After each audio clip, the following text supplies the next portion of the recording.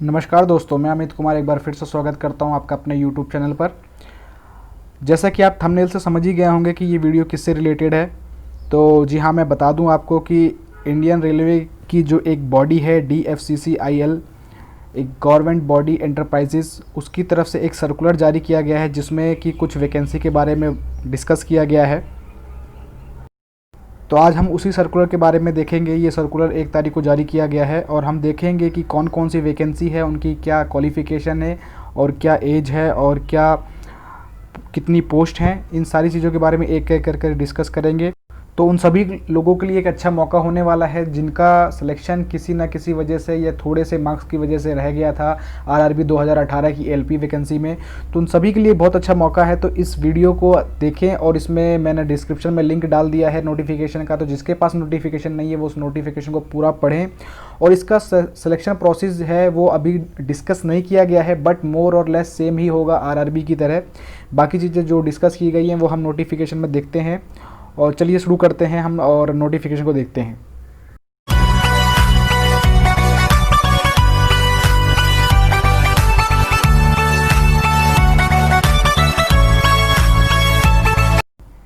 तो चलिए दोस्तों, हम इसके एक सर्कुलर के बारे में सबसे पहले जान लेते हैं। ये सर्कुलर DFCCIL की तरफ से आया हुआ है जो कि एक PSU कंपनी है। और इसका ये डेट जो है ये 1 तारीख को आया हुआ है। 1 तारीख का ये सर्कुलर है।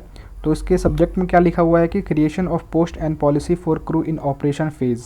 ऑपरेशन फेज़ जैसे ही DFC में ट्रेन का ऑपरेशन स्टार्ट हो जाएगा तो उसके लिए हमें क्रू की ज़रूरत पड़ेगी। तो वो क्रू की पोस्ट क्रिएशन के लिए ये एक सर्कुलर निकाला गया है। तो इस सर्कुलर में यही बताया गया है कि कौन कौन सी पोस्ट होंगी और कैसा उनका सिलेक्शन होगा और कैसे उनका प्रमोशन होगा, क्या उनकी क्वालिफ़िकेशन होगी। ठीक है, तो ये सारी चीज़ें इसमें डिसाइड की गई हैं। और ये जो है ये DFC के अंडर ही आएंगी। जितनी भी इसमें पोस्ट हैं, जो भी इसमें सिलेक्शन जिसका भी होगा वो सीधा सीधा DFC के अंडर ही वर्क करेंगे। और ये एक बहुत अच्छी अपॉर्चुनिटी है उन लोगों के लिए जिनका सिलेक्शन इंडियन रेलवे में एज अ ALP नहीं हो पाया है। तो जल्द ही इसमें वैकेंसी आएंगी और वैकेंसी आने के साथ इसकी जो रिक्रूटमेंट प्रोसेस है वो स्टार्ट हो जाएगी। और आप जो जिनका सपना है ALP बनने का, लोको पायलट बनने का, तो वो अपना सपना पूरा एक बार यहाँ फिर से कर सकते हैं। तो आइए देखते हैं कि नंबर ऑफ़ पोस्ट्स कौन कौन सी हैं। तो सबसे पहले देखते हैं assistant loco pilot. Assistant loco pilot का जो कैडर है N5 से लेके N7 है। इसके बीच में सीनियर असिस्टेंट लोको पायलट भी होगा। ठीक है, जिनकी पोस्ट है 1306, यानी 1306 पोस्ट हैं। उसके बाद देखते हैं लोको पायलट। लोको पायलट की भी सेम पोस्ट है 1306, जिसका कैडर E0 से लेके E1 तक है। उसके बाद लोको इंस्पेक्टर E2 से E3 तक 86, क्रू कंट्रोलर E1 और जो कि है 70। तो सबसे पहले जो एंट्री लेवल पोस्ट है, एंट्री लेवल पोस्ट तो असिस्टेंट लोको पायलट की है जिसकी 1306 है। और असिस्टेंट लोको पायलट और लोको पायलट ये पेयर में होते हैं, तो इसलिए लोको पायलट की पोस्ट भी 1306 ही है। ठीक है, तो सबसे पहले नीचे जो लिखा है टोटल पोस्ट कितनी है 2768। लोको इंस्पेक्टर और क्रू कंट्रोल के बारे में थोड़ा सा बता देता हूँ मैं। लोको इंस्पेक्टर जो होता है वो होता है लोको का इंस्पेक्शन करने वाला, जिसके अंडर में लोको होते हैं और क्रू होता है। ठीक है, क्रू होता है, क्रू से रिलेटेड कोई प्रॉब्लम होती है तो वो लोको इंस्पेक्टर को करता है। और अगर लोको से रिलेटेड भी कोई प्रॉब्लम होती है जो क्रू फेस कर रहा होता है वो भी लोको इंस्पेक्टर ही एक लिमिट तक उसको रिजॉल्व करता है, एक लिमिट तक रिजॉल्व करता है उसको। क्रू कंट्रोलर कौन होता है? जो क्रू को कंट्रोल करता है, यानी जो क्रू की बुकिंग करता है।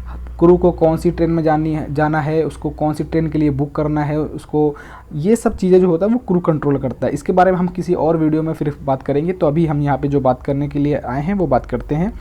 तो सबसे पहले क्या लिखा, for immediate requirement induction of 245 ALPs and 245 LP will be done through deputation / absorption from Indian railway.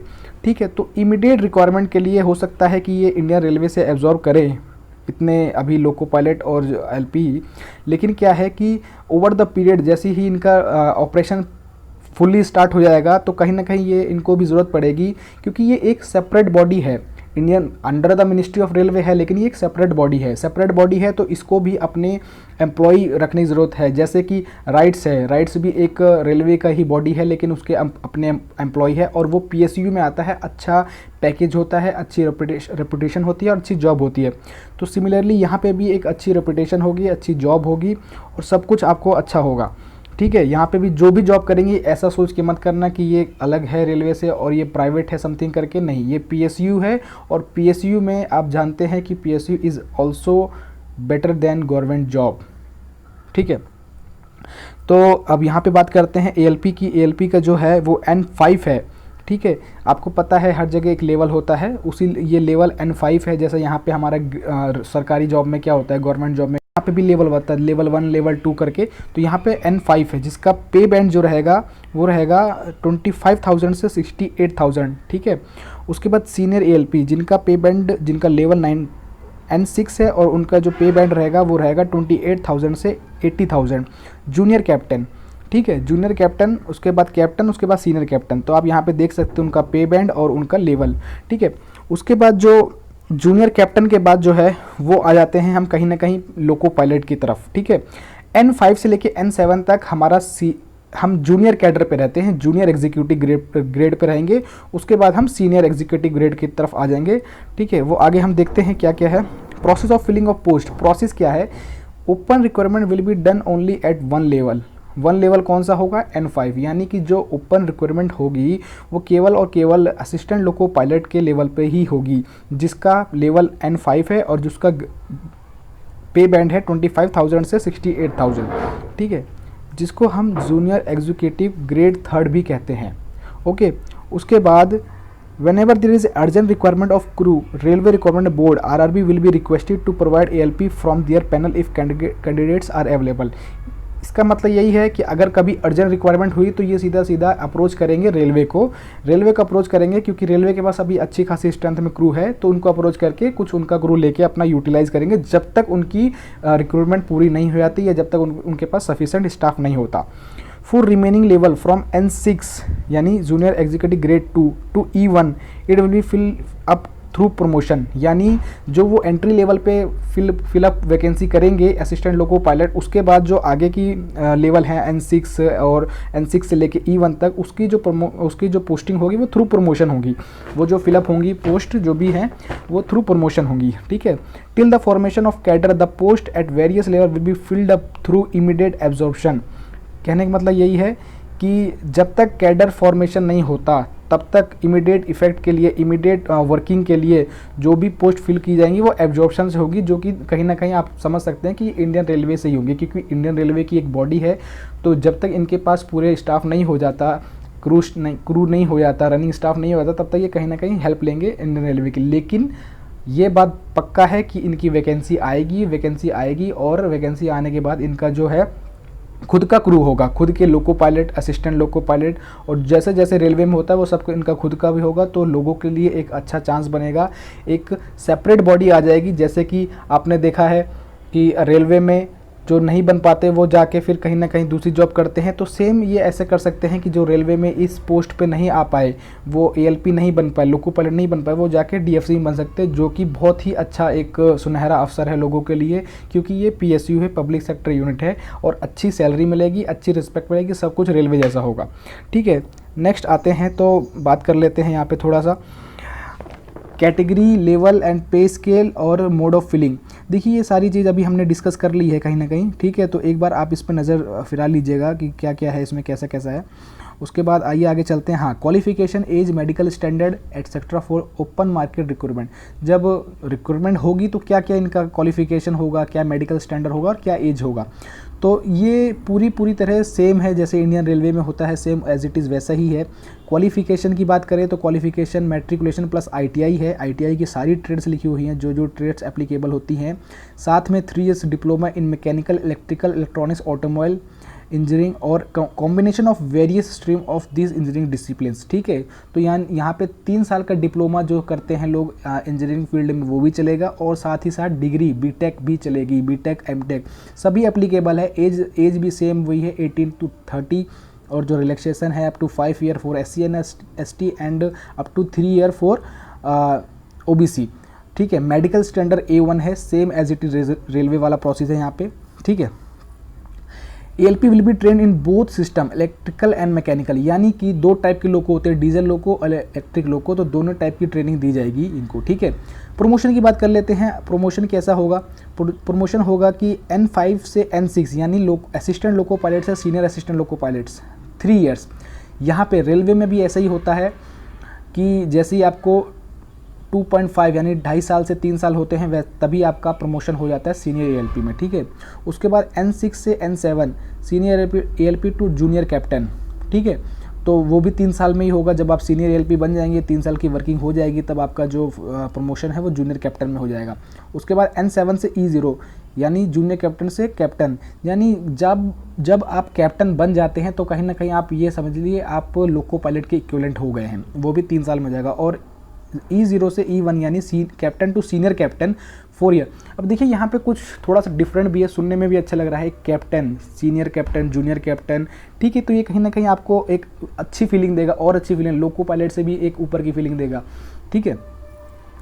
तो उसके बाद प्रमोशन टू लोको पायलट, एक केस और है प्रमोशन का। ये केस ऐसा है कि जैसे कि मान लीजिए अभी स्टार्टिंग फेज़ में आपको पता है कि वहाँ पे क्रू ज़्यादा नहीं होता है, ठीक है। स्टार्टिंग फेज़ में क्या होता है, तो वो थोड़ा सा जल्दी प्रमोशन भी दे सकते हैं। ALP को LP का प्रमोशन यानी असिस्टेंट लोको पायलट को लोको पायलट का प्रमोशन कैसे है कि जब लोको पायलट्स की शॉर्टेज होगी तो क्या करेंगे वो कि आपकी अगर 2 साल की सर्विस एज एन ALP और 60,000 experience kilometre experience on foot plate मतलब चलाने का, फुट प्लेट का मतलब होता है कि आपको as an assistant loco pilot on loco के अंदर आपको 60,000 का एक्सपीरियंस हो चुका है, 60,000 किलोमीटर आप as an assistant loco pilot work कर चुके हैं, ठीक है। तब आपको कुछ सब्जेक्टेड टू कंडीशन उनके बेस पे आपको लोको पायलट का प्रमोशन मिल जाएगा, यानी कि N5 से E0 तक, N5 से डायरेक्ट E0 का प्रमोशन जो है वो कुछ सर्टेन कंडीशन को ध्यान में रखते हुए कैसे हो सकता है कि अगर आपको 2 साल की सर्विस हो गई है और आपको 60,000 किलोमीटर एक्सपीरियंस हो गया है तो वो आपको प्रमोशन दे सकते हैं, ठीक है। उसकी कुछ शर्तें रखी हुई है नीचे, तो ये आप देख सकते हैं, ठीक है। उसके बाद प्रोसीजर और प्रमोशन, ये सारा प्रोसीजर दे रखा है प्रमोशन का एक एक करके। इसका जो नोटिफिकेशन, इसका सर्कुलर जो है ये मैं आपको अपने डिस्क्रिप्शन में लिंक दे दूंगा, वहाँ से डाउनलोड करके, या अगर आपके पास ऑलरेडी अवेलेबल है तो इसको एक बार अच्छे से पढ़ें। अगर आप इच्छुक हैं रेलवे में या DFCCIL में काम करने के लिए तो आप इसको एक बार ज़रूर पढ़ें, ये बहुत अच्छा अवसर है, ठीक है। कुछ प्रमोशन ऐसे भी हैं जिसमें आपको रिटन टेस्ट और अप्रेजल के मार्क्स, जो एक्सपीरियंस होता है जो आपका 1 ईयर, लास्ट 1 ईयर, जैसे हर साल एक अप्रेजल होता है, तो लास्ट 1 ईयर में जो भी आपका परफॉर्मेंस होता है उसके मद्देनज़र रखते हुए जो आपको मार्क्स दिए जाएंगे, उस तरह से आपको प्रमोशन भी दिया जाएगा, ठीक है। ये E लेवल तक की सारी बातें हैं। उसके आगे जो कुछ अलग चीज़ें हैं वो ये हैं कि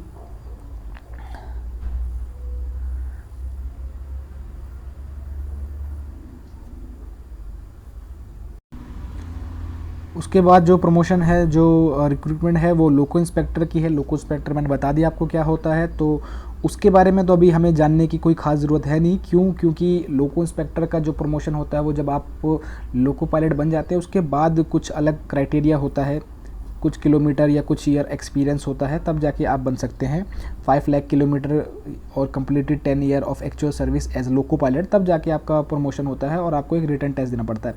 वो सब चीज़ें इसमें लिखी हुई हैं, आप नोटिफिकेशन को एक बार फिर से पढ़ लेना, सही से पढ़ लेना। सारी चीज़ें बिल्कुल रेलवे की तरह सेम है, same grade pay, same level, but थोड़ा सा नाम अलग कर दिया गया है। जैसे लोको इंस्पेक्टर को, चीफ लोको इंस्पेक्टर को यहाँ पे E2 लेवल में रखा गया और उसको जूनियर मैनेजर के रूप में रखा गया है, ठीक है। सीनियर चीफ लोको इंस्पेक्टर को असिस्टेंट मैनेजर के रूप में कहा जाता है, जो कि कहीं ना कहीं PSU प्राइवेट फॉर्म में ऐसा ही होता है, ठीक है। तो ये सारी चीज़ें हैं, एक बार आप सब पढ़ लेना इसको। कुछ अलाउंसेस की बात करें अगर, तो जो रनिंग अलाउंस मिलता है लोको पायलट्स को वो एग्जैक्टली सेम है, बिल्कुल